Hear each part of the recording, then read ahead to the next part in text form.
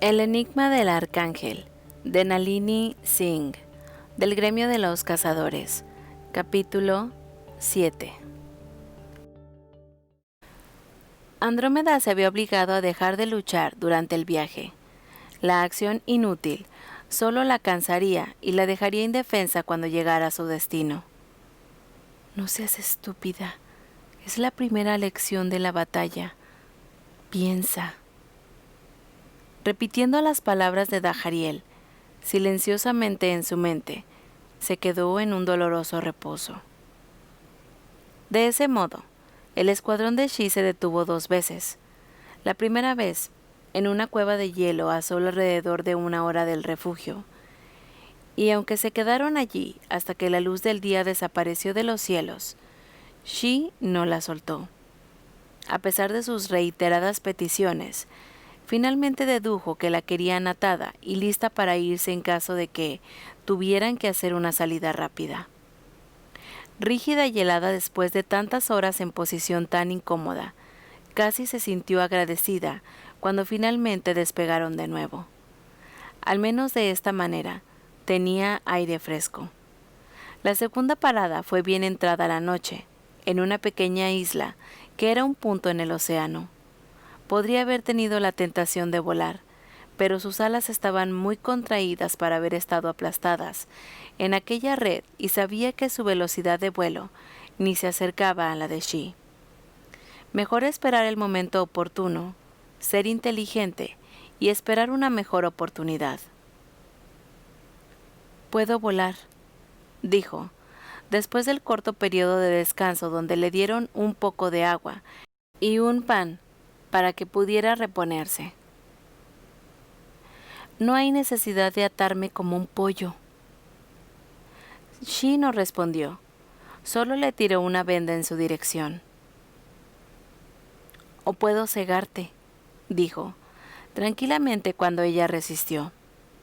«Teniendo en cuenta tu edad y la complejidad de los ojos, probablemente necesitarás 3 meses o más para volver a crecer». Un hilo de sudor frío le bajó por la columna vertebral. «Estoy segura de que tu arcángel no estaría complacida por tal abuso». Li Yuan la necesitaba. «No necesitas ojos para decirle a mi señora lo que necesita saber». El general la miró fijamente, sus ojos tan oscuros y duros como el ónix. «¿Qué será?». Ella se puso la venda de los ojos, preguntándose una vez más por qué el mal no era feo. Su abuelo, con su piel de un dorado profundo y cabello de un rico castaño, había sido hermoso antes de los estragos de la enfermedad. Lo sería de nuevo cuando su cuerpo sanara. Un poeta mortal había escrito una vez sobre él diciendo: «La sangre de mi corazón por un solo instante, mi alma por la gloria agonizante de su toque. Tal belleza no es para los ojos mortales. Enloquece, causa estragos, asesina».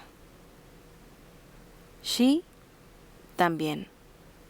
Era un ángel muy apuesto y sabía que no tenía escasez de amantes. Hacía mucho tiempo, antes de que ella se hubiera dado cuenta del frío corazón que latía en su pecho, había admirado su forma en vuelo. Era una máquina elegante y hermosa, sus alas únicas, crudamente hermosas. Sin embargo, incluso mientras pensaba en su naturaleza, sabía que para su escuadrón no era malvado. Para ellos, era simplemente un general leal sirviente a su señora. El hecho era que su señora había demostrado que tenía poco respeto por la vida de la gente que declaraba gobernar, y sin embargo, Shi todavía la seguía. Eso era lo que le convertía en malvado. «¿Cómo puedes justificar eso?», le dijo cuando él la arrastró y la puso de pie. No hubo respuesta mientras le ataba las muñecas. Su ceguera la volvió audaz. «¿Das tu lealtad a un arcángel que convirtió a su pueblo en muertos vivientes?». Los renacidos eran pesadillas dadas carne y liberados para alimentarse, para infectar asesinar. Si eso por sí solo no es suficiente crimen, se alimenta de la fuerza vital de sus súbditos y los deja como cáscaras secas. Como erudita y aprendiz de profesora que trabajaba con Yesamí, Andrómeda tenía acceso a los informes presentados por ambos lados de la feroz batalla encima de Nueva York. Cada uno había usado palabras diferentes, pero los dos habían estado de acuerdo en lo básico.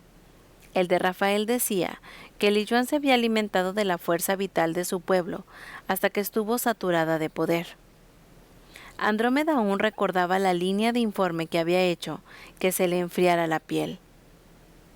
Su boca estaba rodeada de sangre después de que la levantaran del cuello de su sacrificio. El de Li Yuan había declarado que sus soldados se habían ofrecido en masa para que su arcángel pudiera obtener la gloria. En esto, los soldados habían encontrado un honor más allá de la comprensión mortal o inmortal, dejando un legado de orgullo para los de su linaje.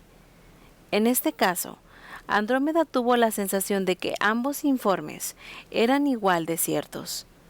Uno de los lados había visto el horror, el otro, el honor. No podía echar la culpa a Shi por los informes que había escrito personalmente. Había sido brutalmente honesto en cuanto a las victorias y derrotas de la batalla. Tampoco había tratado de hacer que pareciera como si Li Yuan hubiera ganado, aunque había suavizado su caída, como haría cualquier general leal, haciendo que su señora se había retirado del campo de batalla para fortalecerse para la guerra por venir.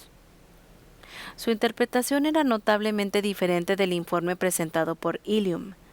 El comandante aéreo líder de Rafael había declarado que Rafael voló a Li Yuan en pedazos, aunque Ilium también había dejado una nota de que Li Yuan puede o no puede estar muerta. Shuo Li Yuan es un arcángel y no muere fácilmente. He servido a mi señora durante la mayoría de mis 900 años en esta tierra, dijo Shi, después de que otro miembro de su escuadrón le atara los tobillos. Tú no sabes nada de ella. Tu tarea es registrar, no juzgar. Andrómeda inclinó la cabeza, porque en esto él tenía razón. Pero, añadió, se requiere algún pequeño juicio cuando registremos las historias. A menudo debemos buscar la verdad en medio de acusaciones grandiosas, mentiras descaradas y todo lo demás.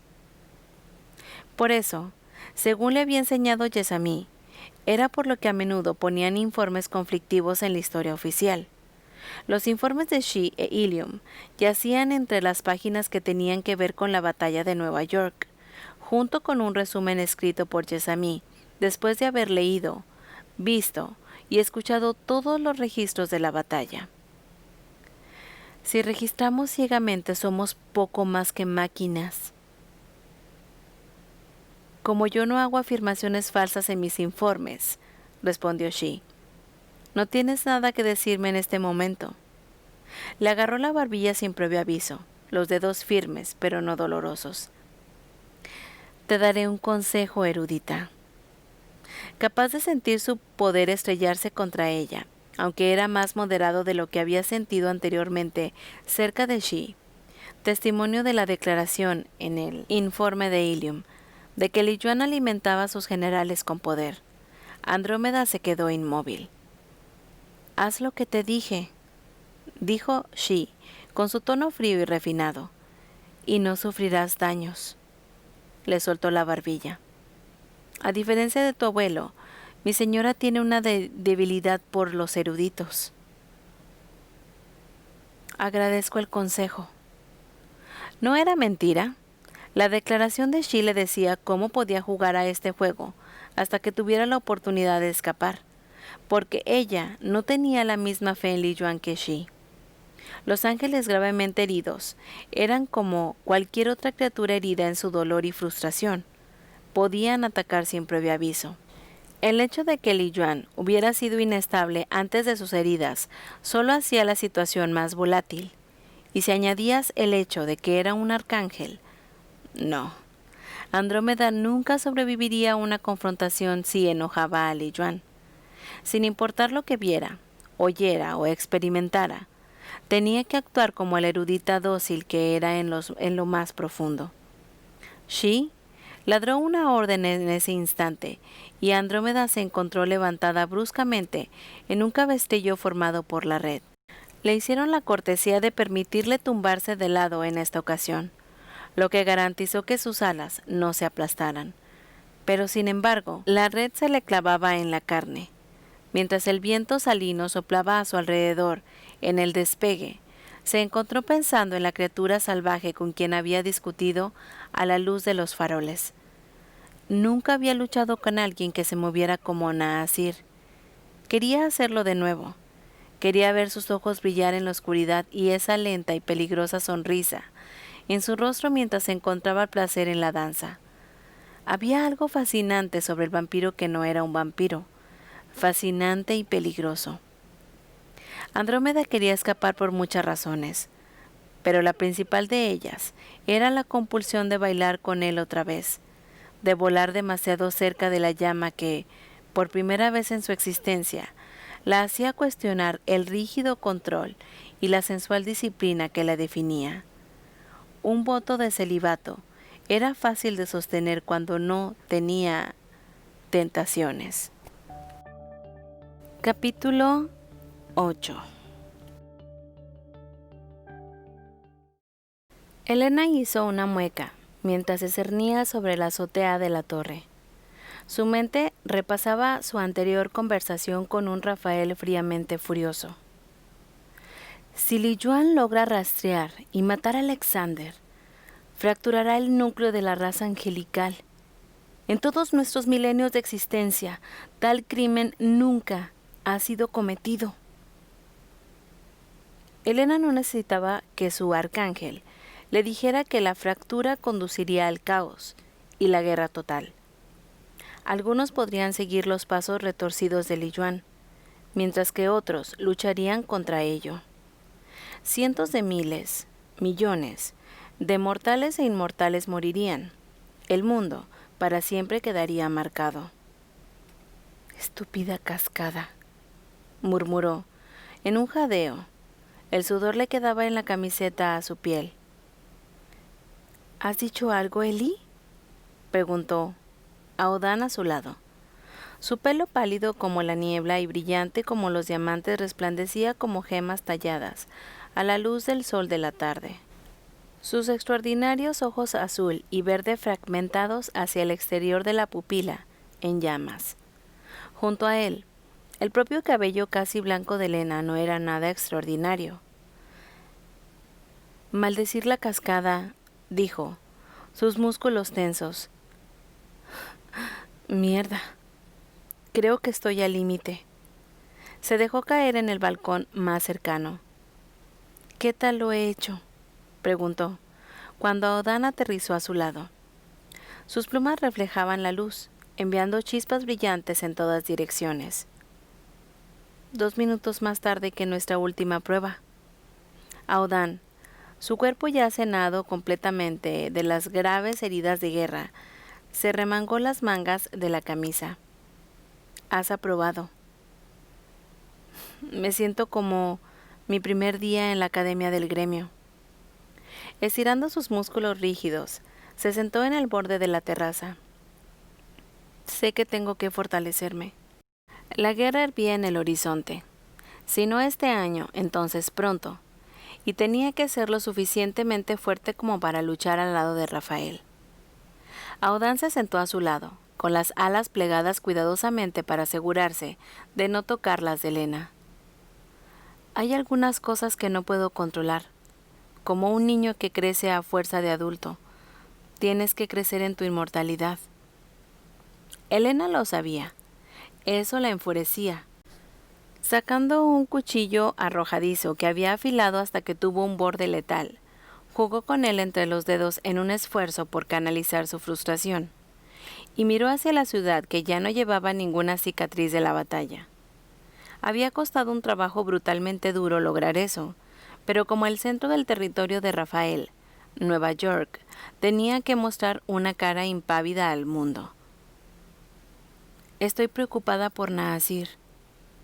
Solo, era un fantasma que nadie podía atrapar, pero si todo iba bien, no estaría solo en su viaje. Estaría guiado a una erudita.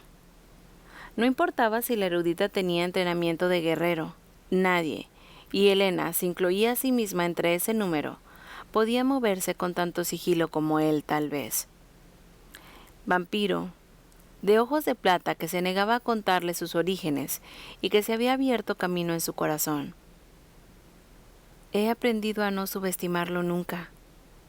Aodan se inclinó hacia adelante, sus antebrazos apoyados en los muslos y la mirada fija en las aguas del East River. El Hudson no era visible desde su posición actual. ¿Has notado los cambios en Ilium? Difícil no hacerlo. El poder del ángel de alas azules se había intensificado en los meses posteriores a la batalla, hasta que ardía en el dorado de los ojos y latía en su piel. Todavía bromeaba con Aodan igual de perversamente, insistiendo en llamarlo Chispas.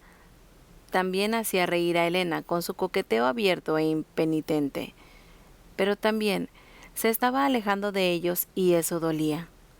No podía soportar pensar en un New York sin Ilium, porque aunque respetaba a todos los 7, su relación con Ilium era diferente.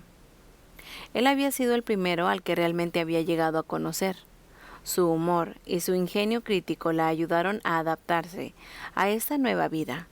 Incluso entre los 7, parecía tener un lugar especial. No había nadie jamás enojado como Campanilla. Le iba de que el poder pudiera cambiarle. Enfriar ese corazón alegre era incluso peor que la idea de perderlo. Es demasiado joven. La voz de Aodan era tranquila, pero cerró el puño de la mano izquierda sobre el muslo. Al igual que tú, no puedes hacer ciertas cosas. Él es físicamente lo bastante viejo para controlar tanto poder. Con el estómago lleno de nudos, Elena se volvió a mirar el perfil perfecto de Aodan, su piel no blanca o crema, sino algo distinto, alabastro besado por el sol. ¿La cascada? Un asentimiento. Sire cree que está acelerando el desarrollo natural de Ilium, solo que su cuerpo no puede seguir el ritmo. Ella se agarró a los bordes de la terraza con tanta fuerza que sus huesos destacaron blancos contra la piel dorado oscuro que había heredado de su abuela marroquí. ¿Hay algo que podamos hacer? Aodan sacudió la cabeza. El movimiento esparció fragmentos de luz en una inesperada lluvia brillante. Nadie puede detener el crecimiento de un ángel, dijo. Con el hielo rompiendo su corazón, Elena fue directo a los brazos de Rafael, que éste estaba de regreso a casa después de un simulacro en la costa. ¿Por qué no me contaste lo de Ilium? Porque es tu favorito, y te preocuparías cuando no se pueda hacer nada. Alas de oro blanco laminadas con las llamas frías, que aparecían y desaparecían sin previo aviso, se envolvieron a su alrededor. No se puede detener el desarrollo de tu campanilla. ¿Podría convertirse en un arcángel? Un día, en un futuro lejano, sí. Si asciende ahora, no está listo. Rafael abrazó con fuerza, su voz tensa con un hilo duro de emociones desnudas cuando dijo: el cuerpo de Ilium se romperá con la sobrecarga de poder, y no es lo bastante mayor para sobrevivir a tal aniquilación total. Elena quería cerrar los ojos con fuerza y borrar esa imagen horrible. Y si ella se sentía así, no podían imaginar la sombría ira y la preocupación de su arcángel. Había conocido a Ilium desde que era un niño, y la madre de Ilium, Shireen, conocida entre los ángeles como Colibrí, tenía un lugar especial en su poderoso corazón. Ese corazón sabía cómo amar y cómo ser leal. ¿Qué diablos está pasando, Rafael?, preguntó. abrazándolo tan fuerte como él hacía. Uno de nuestros amigos se dirige directo al corazón del territorio de esa perra loca, y otro está en el borde de un cambio catastrófico. La voz de Rafael se estrelló en su mente. El mar luminoso y el frío beso con el que estaba íntimamente familiarizada. La cascada no tiene ninguna lealtad y no elige bandos. Nadie está a salvo. Hasta aquí el capítulo 8 de El enigma del arcángel. Gracias por escucharme.